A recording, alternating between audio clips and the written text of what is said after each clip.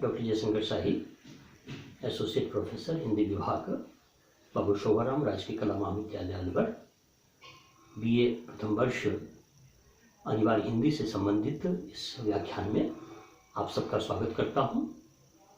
राष्ट्रकवि मैथिली सेनगुप्त रचित कविता मनुष्यता का अनुशीलन हम निरंतर कर रहे हैं।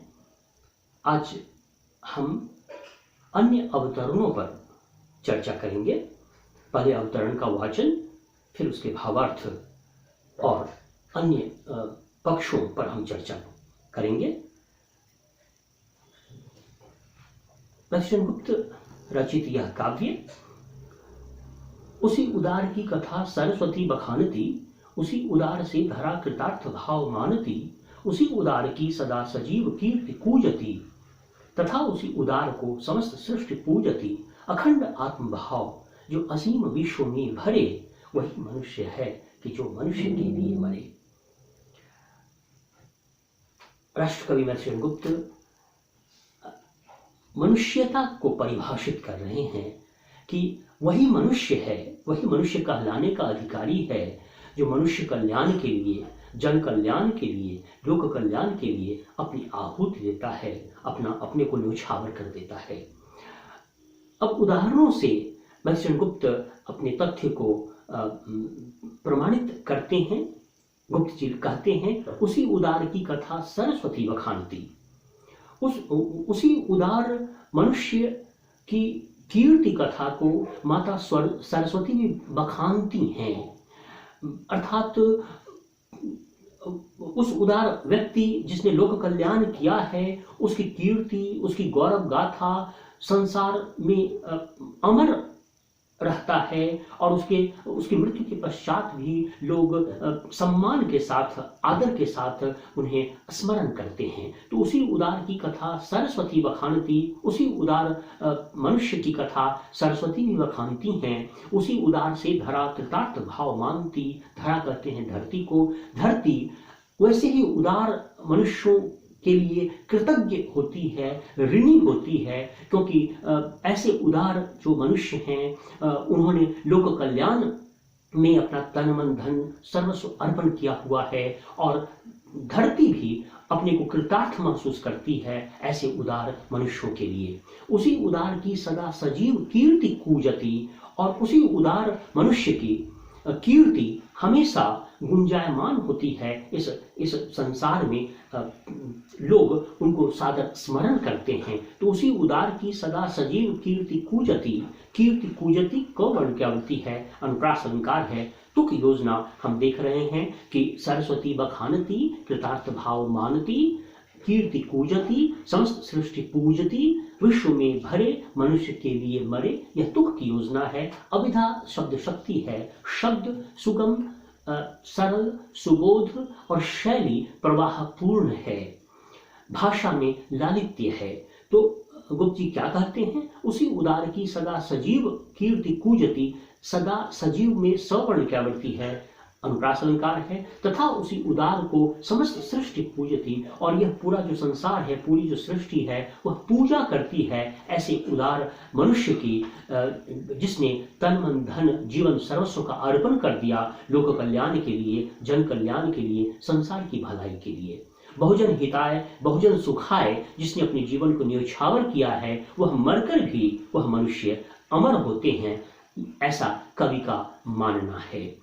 अखंड आत्मभाव जो असीम विश्व में भरे, कवि गुप्त कहते हैं कि असीम विश्व में सीमाहीन यह जो पूरा संसार है, समग्र अखिल संसार है, इसमें वह व्यक्ति, वह मनुष्य जो आत्मीयता का प्रसार करता है, समग्र संसार को ही वह जो व्यक्ति अपना परिवार मानता है, अपना आत्मीय जन मानता है, अपनी आत्मा का प्रक्षेपण जो पूरे संसार में कर देता है और पूरे संसार को ही वो अपना बंधु बांधव और परिवार मानता है, अखंड आत्मभाव जो असीम विश्व में भरे, वही मनुष्य है कि जो मनुष्य के लिए मरे। तो मैथिली सेनगुप्त कहते हैं कि वही मनुष्य है या मनुष्य कहलाने का अधिकारी है जो मनुष्य के लिए मरता है, मनुष्य के कल्याण के लिए, मनुष्य की भलाई के लिए अपना सब कुछ न्योछावर कर देता है, और जो पूरे संसार में अपनी ही आत्मीयता का प्रसार करता है और पूरे संसार के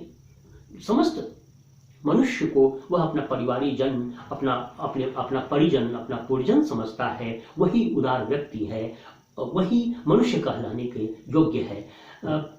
संस्कृत में भी इस तरह के श्लोक हैं जिसमें इस तरह के तथ्य को प्रस्तुत किया गया है, जब कहा गया कि अयम निजः परोवेति गणना लघु चेतसाम उदार चरिता नाम तु वसुधैव कुटुंबकम। जो उदार मनुष्य हैं उनके लिए पूरी वसुधा ही कुटुंब के समान है, परिवार के समान है, गांव के समान है। तो तु वसुधैव कुटुंबकम, तो वसुधैव कुटुंबकम का संदेश देती हुई यह कविता है। कविता का स्वर उदात्त है, यह एक सबलाइम कविता है। तो उसी उदार की कथा सरस्वती बखानती, उसी उदार से धरा कृतार्थ भाव मानती, उसी उदार की सदा सजीव कीर्ति कूजती, तथा उसी उदार को समस्त सृष्टि पूजती। अखंड आत्मभाव में भी अवर्ण की आवृत्ति है और अनुप्रास अलंकार है। अखंड आत्मभाव जो असीम विश्व में भरे, वही मनुष्य है कि जो मनुष्य के लिए मरे। अगला जो अंश है उसकी चर्चा हम करते हैं। सहानुभूति चाहिए महाविभूति है यही, वशीकृता सदैव है बनी हुई स्वयं मही। विरुद्धवाद बुद्ध का दया प्रवाह में बहा, विनीत लोक वर्ग क्या न सामने झुका रहा। आहा वही उदार है परोपकार जो करे, वही मनुष्य है कि जो मनुष्य के लिए मरे।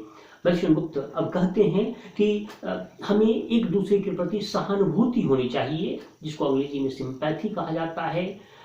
एक दूसरे में के प्रति बंधुत्व का भाव होना चाहिए, भाईचारे का भाव होना चाहिए। इसका संदेश दर्शन गुप्त देते हैं। सहानुभूति चाहिए, हम सब में सह अनुभूति चाहिए, सबके प्रति हमारे मन में अपनत्व, आत्मीयता का भाव हो, और यही महाविभूति है, यही सबसे बड़ा धन है। अगर हमारे मन में सहानुभूति की भावना है तो यही सबसे बड़ा धन है, महाविभूति है, यह कवि का मानना है। तो सहानुभूति चाहिए, महाविभूति है यही, वशीकृता सदैव है बनी हुई स्वयं मही। मही कहते हैं धरती को, और धरती भी वशीकृता बनी रही है, धरती भी ऋणी रही है, कृतज्ञ रही है ऐसे सहानुभूति संपन्न मनुष्यों के लिए, जिन्होंने उदारता से मनुष्य कल्याण के लिए अपना सर्वस्व समर्पण कर दिया। कवि आगे लिखते हैं, विरुद्धवाद बुद्ध का दया प्रवाह में बहा।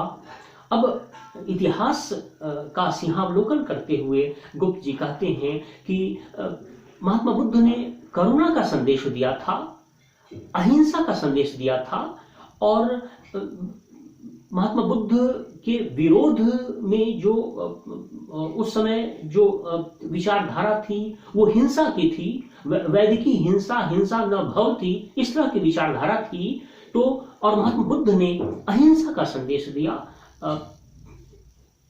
दर्शन गुप्त लिखते हैं कि विरुद्धवाद बुद्ध का जो के विरोध, महात्मा बुद्ध जिन्होंने करुणा का संदेश दिया, तो महात्मा बुद्ध के विरोध में जो विचारधाराएं थीं वे महात्मा बुद्ध के करुणा के प्रवाह में सब बह गईं, सब विलुप्त हो गईं। तो विरुद्धवाद बुद्ध का दया प्रवाह में बहा। विरुद्धवाद बुद्ध का वर्ण की आवृत्ति है, अनुप्रास अलंकार है। विरुद्धवाद बुद्ध का दया प्रवाह में बहा, विनीत लोक वर्ग क्या न सामने झुका रहा। और गुप्त जी कहते हैं कि संपूर्ण जो लोक समाज था वह विनम्र होकर के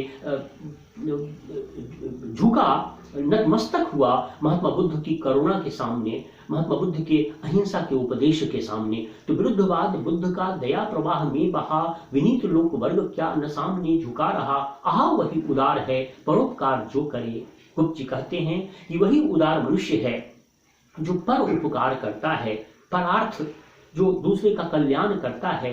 और गुप्त जी कहते हैं कि वही मनुष्य कहलाने का अधिकारी है जो मनुष्य के लिए मरता है, मनुष्य के कल्याण के लिए अपने जीवन को अर्पित करता है। तो यहाँ इस कविता के अंश में भी गुप्त जी ने परोपकार की महिमा का बखान किया है।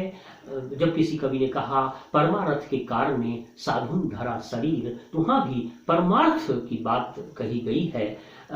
आज इस वक्तव्य के साथ ही मैं अपनी वाणी को विराम देता हूँ।